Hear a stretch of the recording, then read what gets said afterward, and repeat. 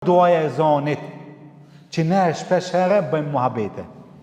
A është sunet, ku thirret e zoni, me e pasu e zoni, me thonë si muezini. Ku thot hayya ala salah, hayya ala falah, me thonë la hawla wala quwwata illa billah, la hawla wala quwwata illa billah. Mas e zonit me e thonë i dua, me thonë Allahumma rabb hadhihi tamma was salati al qa'ima ati Muhammad al wasilata wal fadila wab'athu maqama mahmuda alladhi wa'ata innahu la yukhlifu al mi'ad.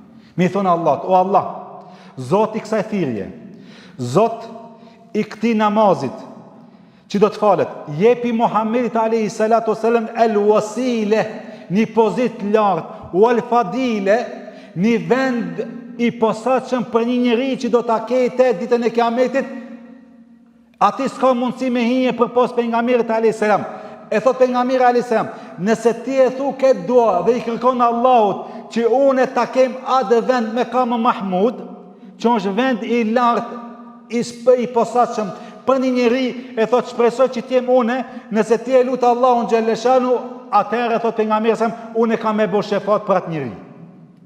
Shikoni, nëse e thu duan e zonit, mas e zonit, çka dua mi kërku Allahut, që Allahu mi adhon atë wasile, wal fadile, o maqam Mahmud, me ngritë Allahu pejgamberin asem, edhe mi adhon atë vend i cili është posaçëm vetëm për një njeri, e lutë Allahun që o Allah, jepja këtë vend pejgamberit alayhis salam, nëse e thu këtë dua, atëherë pejgamberi alayhis salam ka më bosh shefat ditën e Kiametit.